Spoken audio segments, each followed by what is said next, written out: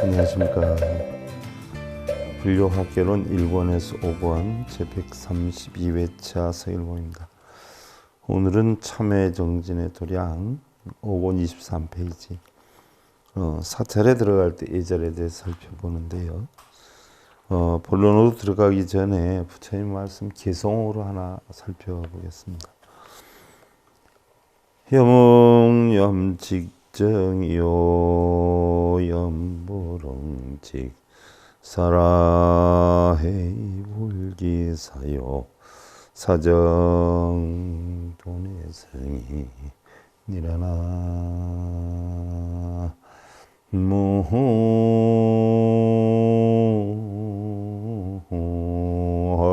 미타분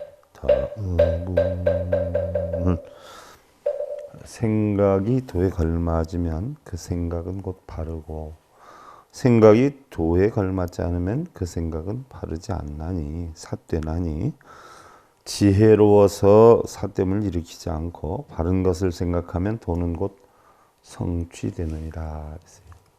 도다라고 했어요. 도. 글쎄 우리는 흔히들 뭐 도다라고 하면은 뭐 큰 도인이 된다, 도를 닦았다, 통달았다, 뭐가 훤히 보이고 막 들리고 가만히 앉았어도 앞으로 이렇게 될 것이야, 저렇게 될 것이야, 뭐 이런 걸 잘 아는 걸 도인 줄 아는 경우가 굉장히 많아요. 이 도를 많이 쓰는 데가 이제 도교지요, 도교. 도, 바로 길의 가르침이다라고 표현을 하는데, 도교에서는 모든 것에는 다 길이 있다라고 표현을 해요. 하늘에는 하늘에 길이 있는데 비행기 길이 있고, 또 바다에는 배가 다니는데 배 길이 있고, 차길에는 차의 길이 있고, 뭐든지 길이 있다라고 해요. 그래서 우리 인생에도 길이 있다라고 해서 우리 인생의 길을 도다.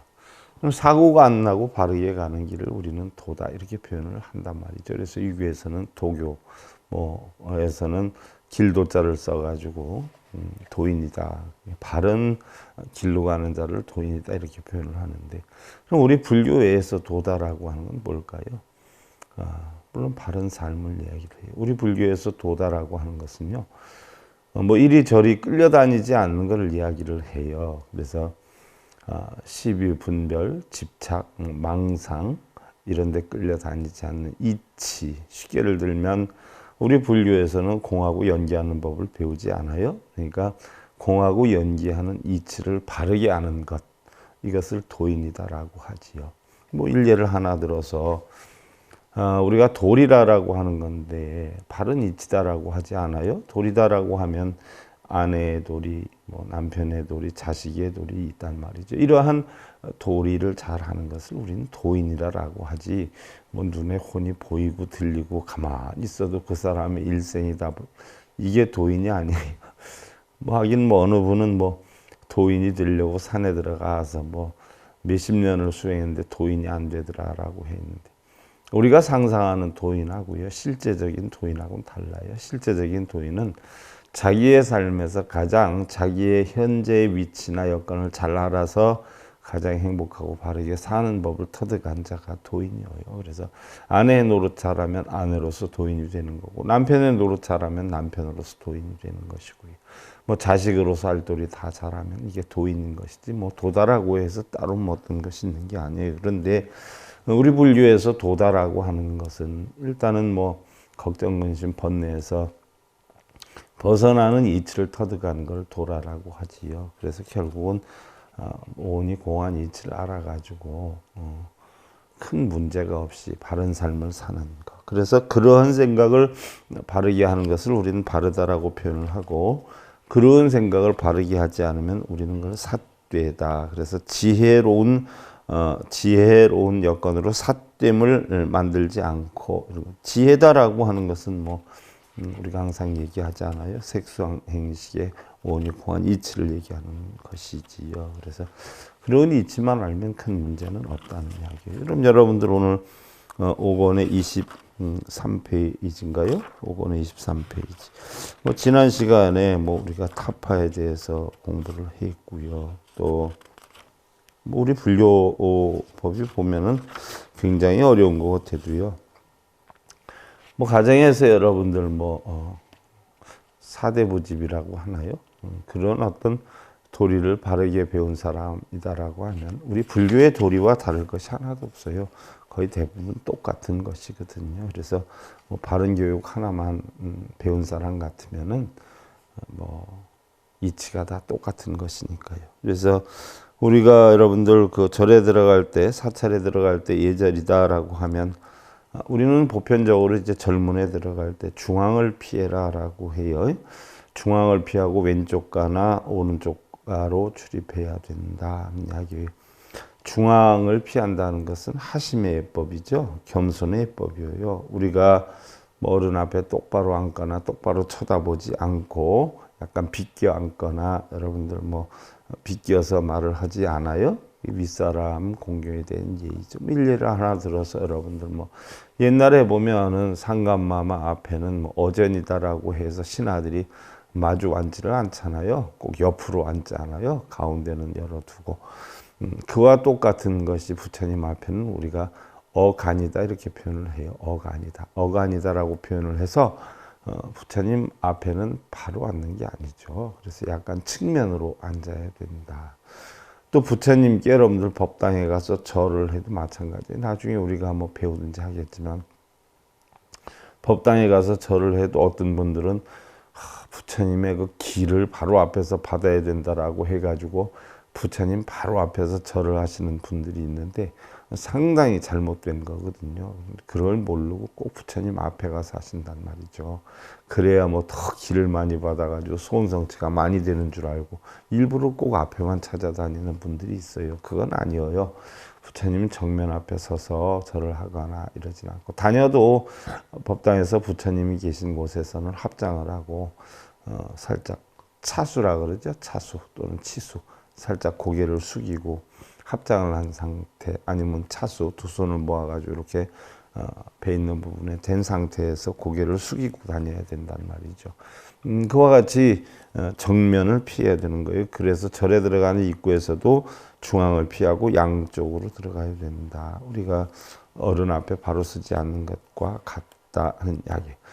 그 다음에 이제 가다가 보면 일주문이 있게 되지요. 일주문이다라고 하면은 우리가 그동안에 공부를 했지요. 일주문을 기준으로 해서 우리가 밖에는 속계다, 안에는 진계다라고 표현을 하는데 실제로 예를 들어 보면 밖에 속계는 탐진치의 세계고 안에는 모든 걸 다 버리고 비운 공의 세계다는 말이죠. 그래서 진계다 이렇게 표현을 하는데 냉정히 보면 일주문부터는 사찰의 경계에 해당이 돼요. 그래서 사찰 일주문 들어가서는 법당 쪽을 향해서 합장 반배를 하고 이때부터는 이제 몸가짐 마음가짐을 정숙히 해야 된다.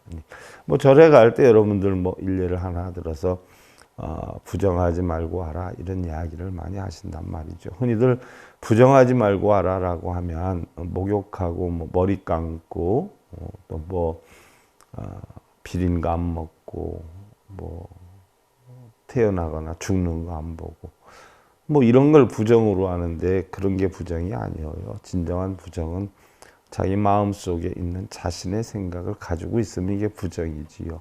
자신의 생각을 가지고 있으면 절에서 모든 것을 받아들일 수가 없어요. 예를 들어서 내가 밖에서 뭔데 어떤 자리에 있는데 내가 뭐 어느 절에 다녔는데 어느 큰 스님 잘 아는데 뭐 어느 절에 가서 내 강의 많이 들었는데 이런 생각이 있으면 과연 절에 가서 뭐 그 절에 있는 스님이 법문을 한다라고 해도 그건 과연 내 마음속에 들어오겠냐는 이야기죠. 그러니까 내 마음을 텅텅 비우는 것을 우리는 부정하지 말아라 이렇게 표현하는 거예요. 그래서 맑고 깨끗한 마음으로 와라라고 하는 것은 마음을 텅텅 비워서 와라는 이야기죠.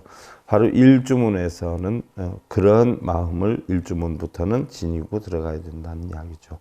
그 다음에 이제 사천왕문 앞에 이르게 되는데 좀 가면 사천왕문 앞에 가면 사천왕이라는 것은 불법을 수호하는 역할을 지니신 분들이지 않아요. 그러니까 우리가 합장 반배하고 지니고 지나가게 되고, 그 다음에 이제 법당이 보이기 시작하는 곳에 있으면 법당은 이제 불상이 모셔진 곳이기 때문에 바로 진리를 펴는 성스러운 곳이잖아요. 물론 옛날에는 금당과 법당이 분리가 돼 있었어요. 그래서 부처님 모신 곳을 우리는 금당이다 이렇게 표현을 했고요. 또 법문을 설하는 것을 법당이다라고 했죠. 물론 뭐 큰 시설이 있는 데는 뭐 설법전이 따로 있고요, 강의하는 곳이 따로 있단 말이죠. 그래서 강의하는 것을 강당이다라고 했는데, 강당이다라고 하는 것도 냉정히 보면 우리 불교에서 나간 용어이기도 하고요. 법당이다라고 하는 것은 법을 펴는 장소다. 또 금당이다라고 하는 것은 부처님을 모신 곳이다. 그러나 조그만 사찰들이 이제 형성이 되다 보니까 별도로 강의할 곳과 부처님 모신 곳을 따로 하기가 힘이 드니까 부처님 모신 곳에서 강을 하기도 했어요. 그때서부터는 뭐 부처님 모신 것도 다 법당이다라고 했는데, 고려 초까지만 해도 이게 분명히 구분이 됐었죠. 근데 그 이후에는 점점점 분별이 약화가 돼서 그냥 뭐 부처님 모신 곳이든 강의를 하는 곳이든 다 법당이다 이렇게 표현을 하지요. 그래서 바로 법당 앞에서는 진리를 펴는 성스러운 곳이라 합장하고 반대를 하고, 또 좀 가다 보면 풀탑이 있어요. 탑이다라고 하는 것은 우리가 조사나 선사의 어떤 유품이 모셔진 곳인데요. 거기서도 우리가 합장 반배를 하고요. 또한 탑에서 예배법이 여러분들 뭐 인도 예배법에서 그대로 들어왔다라고 했어요. 그래서 인도에서는 스승이나 부모님이나 어른들께 예를 갖추는 법이 오른쪽 어깨를 그 윗분에 계신 곳으로 향해 가지고 결국 우리가 오른쪽 어깨를 향해서 세 바퀴를 돌고 합장 반배하는 게 결국은 인도의 인사법이죠. 어른을 공경하는. 그래서 바로 스투파라라고 하는 것은 뭐 선사님들의 유품이나 유골이나 뭐 이런 걸 모신 곳이기 때문에 결국 우리나라의 산소 예법이죠. 뭐 이런 하나 들어보면 우리나라에는 산소 가면 어떻게 돼요? 절 2번 하고 뭐 술 따라서 절 2번 하고 뭐 이렇게 하지 않아요. 그와 같이 인도에서 바로 인도 무덤에 대한 스투파에 대한 예법이 세 바퀴 돌고 합장 반배하는 게 예법이죠. 그래서 탑이 나오면 그렇게 한번 하고 들어가는 게 좋죠. 근데 이제 잘 모르는 미신을 신봉하는 분들은 그 탑돌이도 열심히 하면 복을 준다라고 해서 뭐 밤새도록 하는 분도 계세요. 그것도 또 시계 방향으로 잘 하면 되는데 어떤 분들은 뭐 거꾸로 하시는 분들도 있고요. 뭐 아무렇게나 하든지 진심이 담겨 있으면 된다라고 하지만 이왕이면 어떻게 돼요? 바른 방법으로 하는 게 더 좋지 않겠는가 싶고요. 자, 그 다음엔 이제 그걸 지나면 절의 경례로 들어가게 되는 거예요. 절의 경례로 들어가는데, 절의 경례에 들어와서는 뭐 예를 들어서 우리가 남의 집 방문 시에 어른께 인사를 먼저 올리는 것 같은 방법으로 특별한 용모가 있는 경우를 제외하고는 먼저 부처님 전에 절을 올려야 되겠죠. 그러면 절에 가면은 뭐 각 전각들이 많이 있잖아요. 예를 들어서 뭐 큰 사찰 같은 경우에는 전각들이 많아요. 근데 조그만 사찰 같은 경우에는 뭐 그렇지 않지만 그래도 우리가 보편적으로 인사를 뭐 아침에 갔을 때 한다라고 하면은 아침에 여러분들 남의 집 들어갈 때 가서는 어떻게 돼요? 친구 집에 갔다 그러면 그 친구 집에 사는 가장 큰 어른한테부터 인사를 하지 않아요? 그리고 마지막으로 제일 어린 사람한테 잘 있었니? 하고 인사를 하지 않아요. 그와 같이 큰 사찰에 가면 전각이 어디가 가장 어른 전각인가를 보았을 때 현적으로 대웅전에서부터 시작을 해가지고 맨 마지막으로 칠성전 뭐 이렇게 해서 한 바퀴를 돌고 절을 하고 용무를 보는 게 원칙이고요. 반대로 이제 나올 때는 어떻게 돼요? 친구 집에서 나온다 할 때는 어떻게 인사해요? 제일 어린 사람부터 이제 나 가려고 그러는데 잘 있어? 하고 나오면서 제일 어른한테 안녕히 계십시오. 잘 쉬었다 갑니다. 라고 이야기를 하는 것과 같이 전각에서도 어떻게 돼요? 나올 때는 가장 전각의 기준이 낮은, 쉽게 예를 들면 칠성 산신각서부터 시작을 해가지고 맨 나중에 대웅전에서 인사를 하고 나오는 예법이지요. 그래서 우리가 절에서 아침 저녁 예불을 할 때도 마찬가지요. 아침에는 대웅전에서부터 예불을 시작해가지고 각 소임 맡은 분들이 각자 자기의 담당 전각에 가서 예불을 하는 게 원칙이고요. 저녁 때는 각 소임을 맡은 스님들이 각 전각에서 예불을 하고 맨 끝으로 대웅전으로 다 모여서 대웅전 예불을 하는 게 원칙이지요. 그리고 사찰에서 나갈 때는 과연 절에 와서 내가 무엇을 배웠는가를 다시 한번 되새기면서 내가 이 오늘 배운 걸 가지고 내가 가정으로 돌아가서 과연 내가 어떤 방법으로 어떻게 살아서 나와 나의 가정에 평안함을 만들고 안락함을 만들 수 있겠는가, 어떻게 하면 부처님의 가르침을 통해서 더 열심히 살아서 그러한 보람된 삶을 살 수 있겠는가를 생각을 하고 나가는 거죠. 그리고 집에 가서는 뭐예요? 자신이 절에 가서 배웠던 걸 근거로 해가지고 실천행을 하면서 보다 나은 그런 자신과 가족을 만들어 가는데 최선을 다해야 된다는 이야기. 여러분들 5권 25페이지 보면 자바함의 부처경과 수다니파타 이야기가 나오는데, 부처님께서 기원정사에 계실 때지요. 용모가 단정한 한 젊은이가 찾아와서 부처님께 여쭈어요. 인생에서의 실패는 왜 하는 겁니까? 그러자 부처님께서는 젊은이요, 성공이나 실패는 알기 쉽나니 그것은 나쁜 친구를 좋아하고 좋은 친구와 사이가 벌어져 원한을 맺으면 파멸의 길로 들어가는 것이다. 악한 일을 좋아하고 착한 일을 싫어하고 저울로서 남을 속이면 그것도 파멸의 문으로 들어가는 것이요. 노름이나 잡기를 즐기고 술을 마시고 또한 여자에 빠져서 방탕을 하고 재물을 허비하게 되면 그건 역시 파멸의 문으로 들어가는 것이다.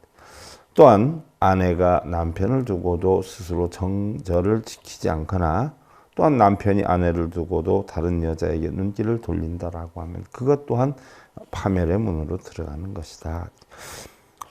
늙은 여자가 젊은 남자를 마음에 두고 질투를 한다거나 또한 늙은 남자가 젊은 여자를 맞아들이려 한다라고 하면 그건 역시 파멸의 문으로 들어가는 것이요. 잠을 많이 자고 게으르고 성내기를 잘하고 돈푼이나 있다고 해서 친구들을 모아서 주지육림을 즐긴다라고 하면 그것도 또한 파멸의 문에 이르는 것이다. 능력은 고사하지 않고 고려하지 않고 높은 자리에 오르려 한다거나 진주 목걸이와 가죽신과 같은 사치를 좋아한다면 그것도 또한 파멸의 문에 이르는 것이요. 남으로부터 좋은 음식을 대접받고는 남에게는 대접하지 않는 사람, 사문이나 바라문이 보시를 청해도 인색해서 공양을 할 줄을 모르는 사람 역시 또한 파멸의 문에 이르는 것이요. 부모나 나이 많은 어른을 공경하지 않고 공양할 줄을 모르고 부모 형제를 때리거나 욕하는 사람, 또 부처님과 그 제자들을 비난하고 헐뜯는 사람, 수행은 제대로 하지 않으면서 높은 경지에 오른 척하는 사람 역시 파멸의 문에 이르는 사람이다. 이렇듯이 실패와 파멸에 이르는 길은 이미 눈에 환히 보이는 것이니 지혜로운 사람은 이러한 것이 험하고 두려워서 멀리하고 피해야 하느니라 라고 하셨는데요. 이것은 우리 스스로 잘못을 알고 진실된 노력을 열심히 하다 보면 누구나 원하는 성공의 길로 다가설 수가 있는데, 대부분의 우리는 진실된 노력보다는 오히려 작은 노력으로 큰 결실을 얻으려 하는 욕심을 부리는가 하면 보잘것없는 자신의 능력을 과대평가해서 남을 원망하는 경우, 또 탓하는 경우가 적지 않기 때문에 바로 자신을 바르게 관해야 된다는 가르침이다 하는 이야기죠. 그 전에 63살 된 할렌이라는 노인이 있었죠. 할렌은 식당과 숙박업을 몇 년 동안 했는데 어떤 사람에게 그 20만 달러에 팔 것을 제의를 받는데도 거절을 하지요. 그런데 대략 한 2, 3년이 지나면서 생각지 않게 주 정부에서 그의 사업장을 우회하는 새로운 간선 고속도로를 건설하는 바람에 할례는 모든 것을 잃게 되지요. 그는 끝내 65세에 완전히 파산을 다 하게 되고요. 사회보장제도로 나오는 아주 적은 금액, 우리나라로 말하면 연금 같은 거란 말이죠. 이런 거 말고는 수입이 없게 됐어요. 하긴 뭐 65이면 지금 나이에 뭐를 해? 뭐 할 수도 있죠. 하긴 요즘 뭐 50대 중후반 돼도 지금 이 나이에 무슨 걸 해야 하는 분도 있는데 요즘 70 먹어도 애기 취급받습니다. 밖에 나가면 50대 중반 뭐 후반 60대 초반 된 아이고 제가 이제 나이 먹어서요. 이런 소리 어디에 가서 하면 웃어요. 웃어. 애들이 그 쓸데없는 소리 하고 다닌다고. 그는 사업을 망치게 한 주정부를 상대로 소송을 걸 수 있었고 이미 65세의 나이기 때문에 다시 시작하기에는 너무 늙어 좌절을 할 수도 있었지만 그는 피해자가 되는 것보단 차라리 자신을 다시 한번 일으켜 세우는 쪽을 선택하게 되지요. 그가 자신 있게 할 수 있는 일은요. 오직 치킨을 요리하는 일이었다라고 해요. 아마 누군가는 그 치킨 요리 방법을 필요로 할 것이다 라고 하는 생각을 하고는 아내에게 작별을 구하고 그 아이디어를 팔기 위해서 고물차에 실은 압력 조리기하고 자기만의 특별한 조리법을 가지고 길을 떠나게 되지요. 그런데 참으로 힘든 일이었어요. 호텔에서 잘 돈이 없어서 차 안에서 자는 일도 허다했지만요. 가는 곳곳마다 모든 식당들이 그의 제의를 거절을 했던 것이에요. 할례는 1009번의 쓰디쓴 거절을 맛본 후에 간신히 그의 꿈을 믿어주는 한 사람을 발견할 수가 있었다라고 해요. 몇 년 후에 할례는 한 식당을 열었고요. 바로 이 식당이 전 세계에 산재한 수천 개 지점의 시초가 되었죠. 그의 이름은 할렌 샌더스라고 하고요. 달리 커넬 샌더스다 이렇게 표현을 하는데요. 바로 켄터키 프라이드 치킨을 만든 전설적인 인물이죠. 할렌은 1009번 실패를 한 것이 아니라 잘못되면 다시 고치고 연구하고 도전해서 될 때까지 할 때까지 이룰 때까지 한 번의 성공을 위한 1009번의 방법을 선택을 했던 것이에요. 요즘 우리들 대부분 너무나 쉽고 편하게 얻고 누리려는 우리들 마음에 뭔가 다시 한번 경종을 불러일으키게 하는 그러한 내용이 아닌가 싶기도 하고요. 또 여러분들 그 다음 페이지 보면 현재까지 알고 있었던 불교와 불교 공부를 하면서 느끼던 차이점이 무엇인가라고 하는 화두에 답변을 준 공부하는 분들이 있었어요. 그래서 자성을 일깨워주는 지표임을 알게 되었다라고 했는데 불교를 체계적으로 접하기 전에는 그저 정한수를 떠놓고 건강과 복을 비는 어머니의 모습과 세속과는 멀리 동떨어진 산속 깊은 곳에서 주술적인 염불과 기복, 원시적인 토템 신앙을 하는 것으로 알았고 스님들은 속세를 떠나서 향내음에 묻혀 고요한 절과 암자의 은거를 하며 이 세상 사람들이 아닌 어느 다른 차원의 신비스러운 도인으로 보였던 것이 사실이었습니다.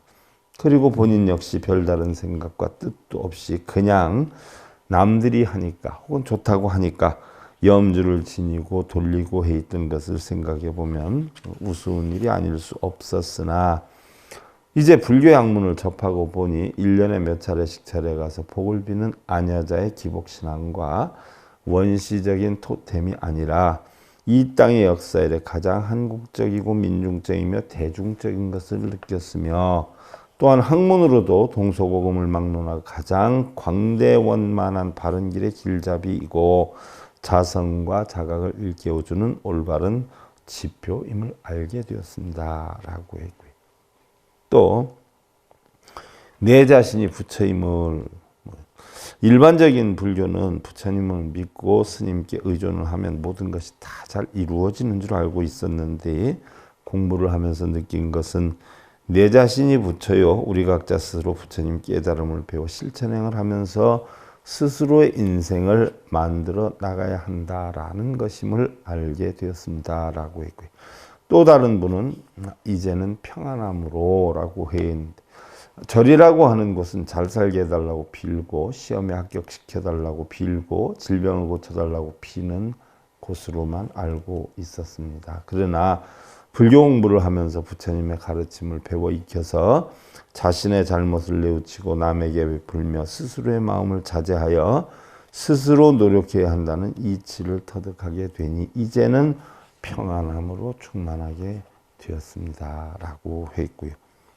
또 내면의 세계에서 비롯됨을 하고 가신 분이 있는데, 그동안 말로만 불교 신자라고 했지 불교 교리에 대하여는 전혀 문외한이었는데 이번에 불교 공부를 통해서 한 가지 배움을 접하다 보니 실로 많은 것을 얻을 수 있었으며 이제는 조금이나마 다른 사람에게 이해를 시킬 수 있다는 자신감도 생기게 되었습니다. 그러나 불교는 외형적인 모습보다는 내면의 세계에서 비롯된 것이 주를 이루는 만큼 계속하여 더욱 많은 진리를 터득하고자 노력할 것입니다 라고 했고요. 또 다른 분은 불교는 성인의 도이다 라고 했어요.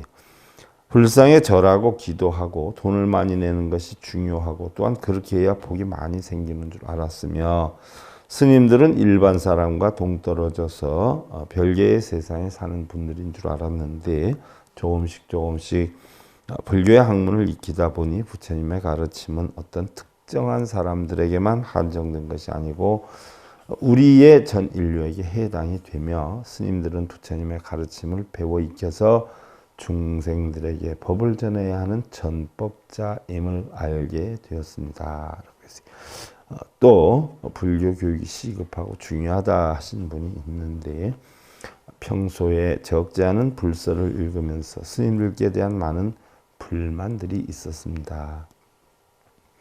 그 좋은 부처님의 진리를 왜 제가 불자들에게 올바르게 교육을 시키지 않는가 하고요. 기독교의 강좌를 여러 가지 읽어보았습니다. 그쪽에 신앙이 관심이 있어서가 아니라 그들의 교육 방법이 무척이나 궁금했던 것이지요. 성경의 어디를 찾아보면 정확한 답을 쓸 수 있는 조금 낮은 차원의 방법이긴 했지만 교육적인 효과는 훌륭하다고 생각을 해서 참 부러워하는 마음이었습니다. 간절한 바람은 큰 불사보다도 제가 불자들에게 진정한 부처님의 진리를 교육시킴이 더 중요하고 급한 일이라는 생각이 듭니다. 이번에 불교 공부를 시작하면서 우리 불가에서는 처음으로 대하는 방법이기에 많이도 기쁘고 감사한 마음이며 어느 것 하나라도 소홀함이 없이 챙기고 가슴에 깊이 간직하여서 보살행을 실천하면 물론 더욱 열심히 체계적으로 공부를 해서 지구하신 부처님의 진리를 많은 이웃에게 알릴 수 있는 제 자신이 되고픈 마음이다 라고 했고, 또 다른 분은 그동안 형식적인 신심뿐이었는데 저는 불법을 만난 지 10년이 되어 갑니다만 그동안 형식적인 신심으로만 하였지 이렇게 깊이 있게 공부를 해보기는 처음입니다. 대부분의 스님들은 수박 겉핥기 시기에 강의만 위주로 하는데 반해서 내면적인 세계의 교리까지 배움을 받기는 이번이 처음이라 너무나 감사하며 황홀하기까지 했습니다. 열심히 노력하겠습니다 라고 했는데, 보편적으로 우리 불교 공부를 하기 전에 분들은요, 우리 불교다라고 하면 대부분이 몇 번 절하고 몇 번 쓰고 몇 번 읽고 어느 종단의 절에 다니고 어떤 고찰에 다니고 어느 누구를 잘 알고 뭐 그런 어떤 어느 것이 크고 높으냐에 따라서 자기에게 복이 크고 원하는 것이 또 잘 이루어지는 것으로 알고 있는 분들이 많아요. 그래서 뭐 쓰고 읽고 절하고 하는 경우가 되게 많은데 역대의 스님들에 대한 깨달음을 얻는 방법을 보면 그런 걸 전혀 가르쳐 주신 분이 없거든요. 그렇게 하라고. 근데 요즘 스님들은 그런 걸 많이 시킨단 말이죠. 참 가슴이 아픈 일이에요.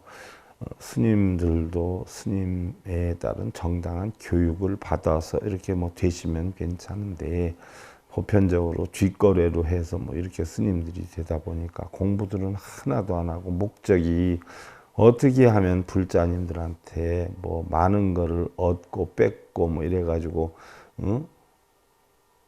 영리를 늘려나가느냐, 여기에도 혈안이 돼 있는 것 같은 생각이 들어서 그 안타까움이 적지 않아요.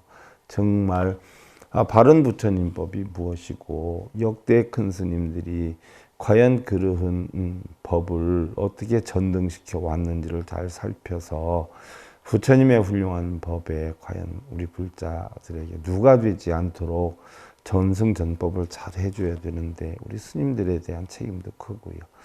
또 일반적으로 보면 잘 모르는 분들이 무속인 집에 사는 거 어느 불자는 그래요. 스님, 무속인 집과 절집이 차이가 뭐가 있어요? 똑같던데요? 라고 얘기를 한단 말이죠. 정말 똑같은 경우가 많아요. 큰 절도 똑같아요. 뭐 몇 번 절하고 몇 번 쓰고 시주는 누가 얼마나 했으니까 대보살, 그건 아니거든요. 부처님 법엔 그런 거 없어요. 정말 바른 불법 알아서 여러분들 과연 부처님이 요구하는 게 뭐고 과연 부처님 법을 어떻게 전해야 하는가에 대해서 우리는 다시 한번 고민해 볼 필요가 있고요. 스님들도 조금 각성해 볼 필요가 있어요. 먹고 살기 위해서 사실 머리 깎는 건 아니잖아요. 그렇지 않아요? 꼭 먹고 살기 위해서 머리 깎는 사람들처럼 그것을 축제해서 부를 누리는 것처럼 돈 많이 들어온 뭐 천도제 많이 하면 큰절이라고 그러고 그거 많이 하면 큰 스님이라고, 어디 옛날에 천도제 많이 하면 무당집이라고 그랬지 큰절이라고 했어요? 완전히 무당집이고 그거 하면 무당이다라고 했죠. 성철 큰 스님도 그런 거 하면 도둑놈이요, 그런 거 하는 저는 도둑놈 소굴이라고 하지 않았어요. 어디 성철 스님 뿐이겠어요. 역대 큰 스님들은 다 그렇게 얘기했는데 요즘 스님들은 왜 그렇게 하는지 저는 이해를 못 하겠어요. 이해가 가지 않아요. 아무리 돈도 좋지만 부처님 법이 아닌 걸 부처님 법으로 속여가지고 영리를 추구한다라고 하면 문제가 있는 거죠. 이러니까 이 불자들이 공부를 안 할 때와 공부를 해서 보면 현재까지 스님들 가르침이 너무나 다르다라고 얘기하는 분들이 99.99%예요. 얼마나 우리 불교가 지금 엉망진창이 돼 있느냐는 이야기죠. 너무 안타까워요. 자, 다음 시간엔 여러분들 우리가 불상, 보살상에 대해서 살펴보고요. 그럼 우리가 절에 가면 불상도 있고 보살상도 있단 말이죠. 그럼 과연 그게 어떻게 해서 만들어지고 어떻게 해서 형성이 된 것이고 어떤 뜻이 담겨 있는지 우리가 다음 시간에 여러분들 살펴보는 것으로 하고요. 자, 합장들 하시고요. 생사 비상공이요 능관견 위해 용일절고요 단당근행도 니라나 무후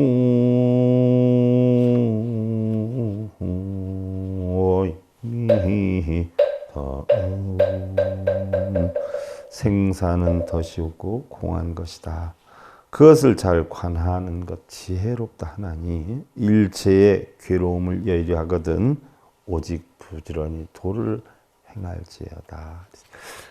오니 공안이 짙어득하면요 거기엔 업장도 괴로움도 없게 되지요. 이와 같은 부처님의 바른 법 터득하셔서 여러분들 늘 편안함 이루시기를 기원드리면서요. 불교학개론 1권에서 5권 제 132회차 서길봉이었습니다. 감사드립니다. 성불하십시오.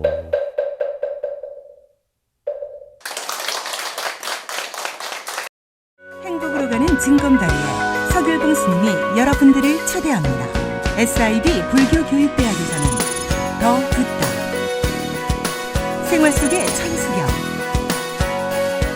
달마대사 성관법, 현대생활 불교 법요지, 불교학개론, 성철스님 백일 법문 등을 비롯한 다른 불법, 다른 진리, 서길봉 스님의 SIB 불교교육대